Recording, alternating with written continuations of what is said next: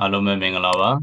ကျွန်တော်ဒီတစ်ခါ sharing လုပ်ပေးသွားမယ့်အကြောင်းအရာကြတော့ကျွန်တော်တို့ Microsoft Office Excel မှာ VBA ကိုအသုံးပြုပြီးတော့ကျွန်တော်ဒီမှာ Ucase Lcase ပေါ့နော်ဒါကတော့ဘာကိုပြောတာလဲဆိုတော့ကျွန်တော်တို့တစ်ဖက်မှာရေးထားတဲ့စာသားတွေကိ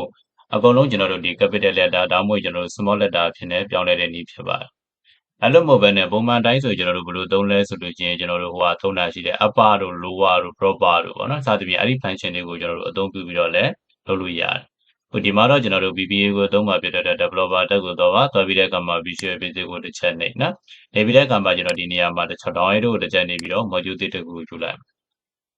်ဒီပြီးတဲ့အခါကျကျွန်တော် VBA ကိုရေးမှာဖြစ်တဲ့ dependent ကိုနည်းနည်းလေးဆက်ပြပေးမယ်နော်အဲ့တော့ဒီနေရာလေးမှာကျွန်တော်တို့ချင်းညာချက်ဟိုစပြီးတော့ SUB sets နော်ကောင်းစဉ်စတက်မယ်ဒီတဲ့အခါမှာကျွန်တော်တို့ဒီမှာကိုပေးခြင်းတဲ့နာမည်လေးပေါ့နော်အဲ့တော့ကျွန်တော်ဒီနေရာမှာ use case ရဲ့ဗာလဲဆိုတော့ကျွန်တော်တို့က LK ပေါ့နော် Ucase Lcase ဆိုပြီးတော့ကျွန်တော်တို့သုံးမှာဖြစ်ပါတယ်ဒီတဲ့ကမှာ under ခေါ်မယ် under ခေါ်ပြီးတော့ tag တစ်ချက်တော့နော် tag တစ်ချက်တွင်ပြီးတဲ့အခါမှာကျညာချက်ထုတ်မှာဖြစ်တဲ့အတွက်တင်းလို့ရေးပါရေးပြီးတဲ့နောက်မှာကျွန်တော်တို့ 8 လို့ရေးပြီးတော့ 8 at integer ပေါ့ဗျာနော်ပြီးရင် under tag တော့ under ခေါက်လိုက်အဲ့လိုမျိုးရေးပြီးတဲ့အခါမှာကျွန်တော်တို့ကဒီဘောက x ကဘာကိုရေးညွှန်းတာလဲဆိုကျွန်တော်က row ရေးအတွက်ကိုရေးညွှန်းတာဖြစ်ပါတယ်အားကြောင့်မို့ကျွန်တော်ဒီနေရာမှာ for8 နော်8လို့ရေးပြီးတဲ့အခါမှာ a equal to အဲ့ဒီ8ကဘယ်ရပြီးတော့ကျွန်တော်တို့ကစပြီးတော့သတ်မှတ်တာလဲဆိုရင်တစ်ဖက်ကိုကျွန်တော်တို့ပြန်သွားကြည့်ကြည့်လိုက်နော်ဒီနေရာမှာကျွန်တော်ကနံပါတ်2เนาะ A column နဲ့ရပြီးတော့မှကျွန်တော်နံပါတ်2ကပြီးတော့9ဒီ2ကပြီးတော့7ဒီ row number 2 to 7ကိုကျွန်တော် h လို့သတ်မှတ်လိုက်တာဖြစ်ပါတယ်။အားကြောင့်မို့ကျွန်တော်ဒီနေရာမှာ for h ကဘယ်လောက်လဲဆိုကျွန်တော်ဒီနေရာမှာ2 to 7လို့ရေးပါရေးပြီးတဲ့အခါမှာ enter ခေါက်လိုက်။ ကိုရေးအတွက်ပေါ့နော်စာအယောင်းရေးအတွက်ပုံမှန်မူတည်ပြီးတော့ဒီမှာရေးထည့်လို့ရတယ်။ဒီတဲ့အခါမှာကျွန်တော်ဒီနေရာမှာ sequence ရေးအတွက်ပေါ့နော် set အတွက်ကိုရေးညွှန်းမှာဖြစ်တဲ့အတွက်ကြောင့်မလို့ကျွန်တော်တို့ set ဆိုပြီးရေးပါ set မှာအကလေးထည့်ပြီးရေးပေးမယ်နော်။ရေးပြီးတဲ့အခါမှာဝင်စားစာပြီးတဲ့အခါမှာကျွန်တော် row ကိုရေးတွက်မှာ row index ကိုရေးတွက်မှာဖြစ်တဲ့အတွက်ဒီနေရာမှာ h လို့ရေးပါရေးပြီးတဲ့အခါမှာ comma တစ်ချက်ခံ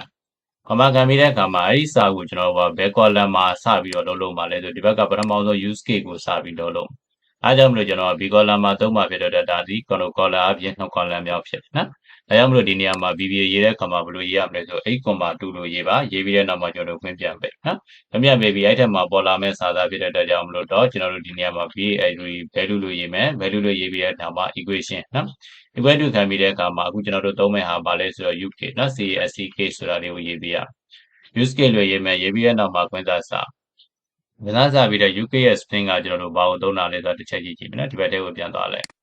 ်ဒါပြီးတဲ့အခါမှာဒီနေရာမှာ sequence အတွက်ကိုရေးညွှန်းပေးရနော် set လို့ရေးမယ်ရေးပြီးတဲ့နောက်မှာခွင့်စားစာပြီး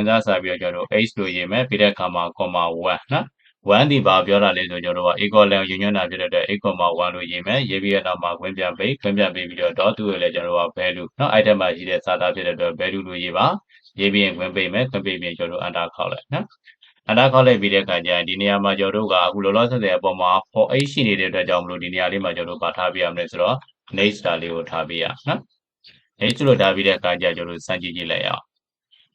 စမ်းကြည့်ကြည့်မှပြတဲ့အတွက်အပေါ်နဲ့အောက်နဲ့ကျွန်တော်တစ်ပိုင်းစီတစ်ချမ်းစီချင်းကြည့်ကြည့်လိုက်မယ်နော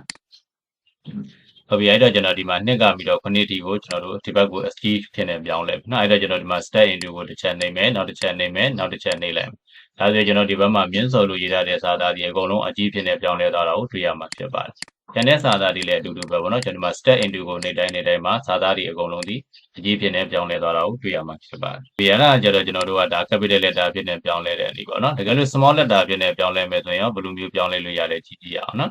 အဲ့လိုမျိုးပြောင်းခြင်းတဲ့အတွက်ကျွန်တော်ဒီဘောကစာအုပ်ပဲ copy ယူလိုက်မယ်နော်ဒီတစ်ကြောင်းလုံး right click ထောက် copy ယူမယ်ပြီးတော့ဒီနေရာမှာ control နဲ့ဝင်နဲ့ခ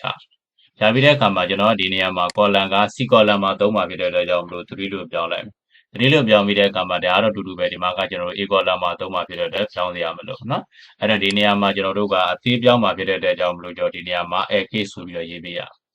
Lcase လို့ရေးပြီးတဲ့အခါမှာဒါလေးကိုကျွန်တော်တို့အပေါ်ပြန်ပြီးတော့တစ်ပိုင်းစီပြန်ကြည့်ကြည့်နော်တစ်ပိုင်းစီပြန်ကြည့်ကြည့်မယ်ဆိုတော့အပေါ်နဲ့အောက်နဲ့ရှင်းပြီးကြည့်ကြည့်အဲ့တော့ဒီနေရာမှာကျွန်တော်ခုနကတော့လောက်ထားပြီးသားစာတွေကိုပြန်ဖြတ်လိုက်နော်ဒါတွေကိုပုံပြန်ဖြတ်မယ်ဖြတ်ပြီးတဲ့အခါမှာနောက်တစ်ချိန်ပြန်ပြီးတော့စမ်းသပ်ကြည့်ရအောင်အဲ့ဒါ step into ကိုသွားလိုက်မယ်ဒါဆိုကျွန်တော်တို့မြင်းစော်ဆိုပြီးအကြီးတွေပြောင်းပေးတယ်နောက်တစ်ခုကကျွန်တော်ဒီဘက်မှာ small letter လေးတွေအဖြစ်နဲ့ပဲပြောင်းလဲပြီးတာကိုတွေ့ရလိုက်နော်ဒီပုံစံမျိုးပဲကျွန်တော် step into ကိုsingle သွားလိုက်နော်โอเคနော်ဒါဆိုရင်ကျွန်တော်တို့က small letter capital letter small letter ကိုအခုလိုမျိုးဖတ်ထုတ်လို့ရမှာဖြစ်ပါတယ်โอเคအဲ့ဒါဆိုရင်အားလုံးပဲအဆင်ပြေကြပါပြီခင်ဗျာ